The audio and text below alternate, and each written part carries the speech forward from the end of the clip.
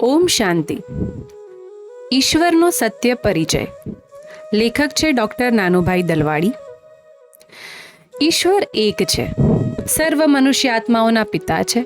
સર્વ ધર્મવાળા આ બે મહાન સત્યને જરૂર માને છે, પણ ઈશ્વરને માનવા, એને યથાર્થ જાણવા અને એનો અનુભવ કરવો, આ ત્રણેય બાબતમાં દરેક મનુષ્યનું મંતવ્ય અલગ અલગ જોવામાં આવે છે.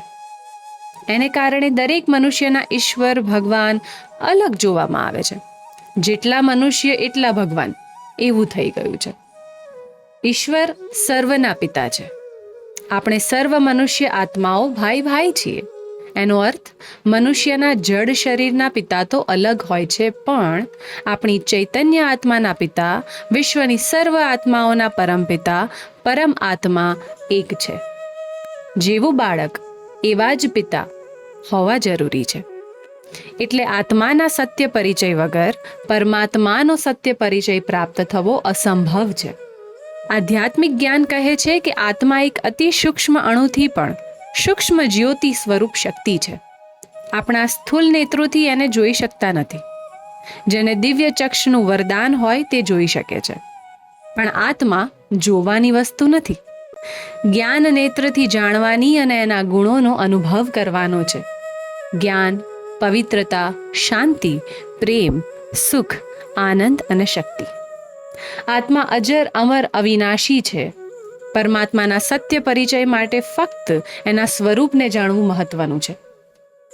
પરમ આત્મા અર્થાત વિશ્વના સર્વ મનુષ્ય આત્માઓથી પરમ, અર્થાત જેમ મનુષ્ય આત્માઓ શરીર ધારણ કરી જન્મ મરણ તથા સુખ દુઃખના ચક્રમાં આવે છે, એમ જન્મ મરણ તથા સુખ દુઃખના ચક્રમાં આવતા નથી.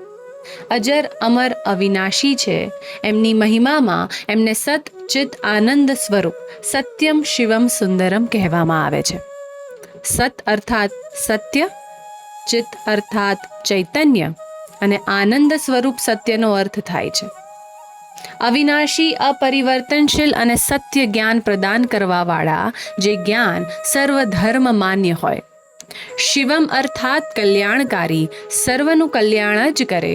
સુંદરમ અર્થાત સદા સુંદર આત્મા. શ્રી કૃષ્ણના આત્માની જેમ જન્મ મરણના ચક્રમાં આવી શ્યામ થતા નથી. જેમ કોઈ પણ વ્યક્તિનો સત્ય પરિચય એના નામ, રૂપ, ધામ એટલે કે એડ્રેસ, ગુણ અને કર્તવ્યના આધારે સરળ રીતે પ્રાપ્ત થાય છે, એ જ આધારથી આપણે પરમાત્માનો સત્ય પરિચય પ્રાપ્ત કરીએ. નામ.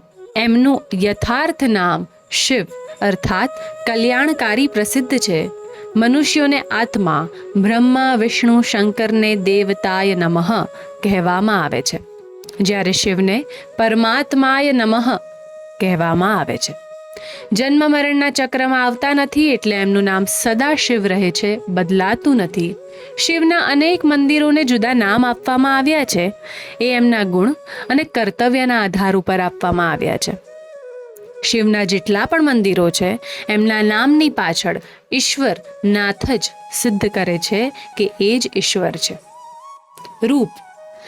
શિવનું વાસ્તવિક સ્વરૂપ સૂક્ષ્મ જ્યોતિ જ છે, પણ પૂજા કરવા માટે લિંગ રૂપની પ્રતિમા બનાવી છે, જેને શિવલિંગ કે જ્યોતિર્લિંગ પણ કહેવામાં આવે છે. વિશ્વના સર્વ ધર્મ જ્યોતિ સ્વરૂપને માન્યતા આપે છે. ધામ એટલે એડ્રેસ. સર્વ આત્માઓ અને પરમાત્માનું અસલી નિવાસ સ્થાન સૂર્ય, ચંદ્ર, તારાગણની પાર બ્રહ્માંડ માનવામાં આવે છે, જેને અનેક નામથી ઓળખવામાં આવે છે. પરમધામ ગીતાશાસ્ત્ર પ્રમાણે, મુક્તિધામ, શાંતિધામ, પરલોક, નિર્વાણધામ આદિ. ગુણ. આત્માના જે 7 ગુણ છે, જ્ઞાન, પવિત્રતા, શાંતિ, પ્રેમ, સુખ, આનંદ અને શક્તિ, એની પરમાત્માની મહિમામાં સાગરની આપવામાં આવી છે. પ્રેમ, સુખ, શાંતિ આદિના સાગર છે. કર્તવ્ય. પરમાત્માની મહિમા ઊંચા તેરા નામ, ઊંચા તેરા ધામ, ઊંચા તેરા કામ કરવામાં આવે છે. આપણે નામ અને ધામની જાણકારી પ્રાપ્ત કરી. હવે એમના મહાન દિવ્ય કર્તવ્યની જાણકારી સત્ય પરમાત્માના સત્ય વચનથી જ કરીએ. ગીતા શાસ્ત્ર ભગવાન ઉવાચ યદા યદા હિ ધર્મસ્ય અર્થાત ભારતમાં જ્યારે ધર્મગ્લાનિ થાય ત્યારે સાધુ પુરુષોનો ઉદ્ધાર કરવા તથા અધર્મીઓનો અને અનેક ધર્મોનો વિનાશ કરી અનેક આદિ સનાતન દેવી દેવતા ધર્મની સ્થાપના કરવા કલ્પ કલ્પ કલ્પના સંગમ યુગે અવતરિત થાઉં છું. સતયુગ, ત્રેતાયુગ, દ્વાપરયુગ અને કલયુગના પૂરા ચક્રને કલ્પ કહેવામાં આવે છે. કલયુગ અંત અને સતયુગ આદિના સંગમને કલ્યાણકારી પુરુષોત્તમ સંગમ યુગ કહેવામાં આવે છે. આ શુભ સમય પર પરમાત્મા શિવ ધરતી ઉપર અવતરિત થઈ સમસ્ત સૃષ્ટિનું મહાન પરિવર્તન કરે છે. કલયુગને સતયુગ, મનુષ્યને દેવતા, નર્કને સ્વર્ગ, દુઃખધામને સુખધામ, રાવણ રાજ્યને રામ રાજ્ય, મૃત્યુલોકને અમરલોકમાં પરિવર્તન કરે છે. કલયુગ રૂપી રાત્રિના અંત સમયમાં અવતરિત થાય છે. એની યાદમાં શિવરાત્રિ પર્વ મનાવવામાં આવે છે. બીજું પ્રમાણ આપણી દીપાવલીનું પર્વ છે, જે વર્ષના ચક્રની અંતમાં મનાવાય છે. એ ખરેખર આપણા 4 યુગોના ચક્રની યાદ છે. એની મુખ્ય પ્રથાનો ભાવાર્થ સમજીએ કે દીપાવલી પહેલા ભારતમાં પ્રત્યેક ઘરને સંપૂર્ણ ખૂણે ખાંચરેથી પણ સફાઈ કરી રંગ રોગાન કરી શ્રી લક્ષ્મીનું સ્વાગત કરે છે.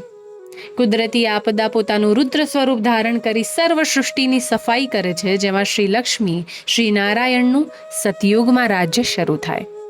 ઘર ઘરને દીપકોથી સુશોભિત કરે છે, હાલ લાઇટોથી સુશોભિત કરે છે. આ પ્રથાની વાસ્તવિકતા છે કે પરમાત્મા સ્વયં મહાજ્યોતિ તરીકે પ્રકટ થઈ પ્રત્યેક આત્માઓની જ્યોતિ જાગૃત કરે છે, જેના આધારથી સતયુગના હર દેવાત્મા આત્માભિમાની આત્માના ગુણોથી પ્રકાશિત રહે છે. દરેક વ્યક્તિ નવું વસ્ત્ર ધારણ કરે છે. સતયુગમાં પ્રકૃતિ સતી પ્રધાન હોવાને કારણે પ્રત્યેકના શરીરરૂપી વસ્ત્ર નવા સતી પ્રધાન નિરોગી હોય છે. દીપાવલી બાદ બીજા દિવસથી નવા વર્ષનો પ્રારંભ થાય છે. આ સમયમાં વેપારી નવા ચોપડા પ્રચાર પૂજન કરે છે, જેની શરૂઆત સ્વસ્તિકના ચિહ્નથી શ્રી ગણેશાય કરી પ્રારંભ કરે છે. અંતમાં પરમાત્માની શ્રીમતનો દિવ્ય સંદેશ પ્રાપ્ત કરીએ.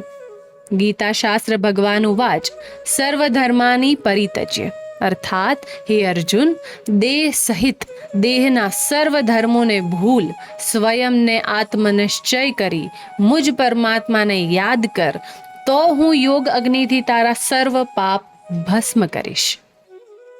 આ સલાહ પરમાત્માની સલાહ ફક્ત એક અર્જુન પ્રત્યે નહીં પણ વિશ્વની હર આત્મા પ્રતિ છે.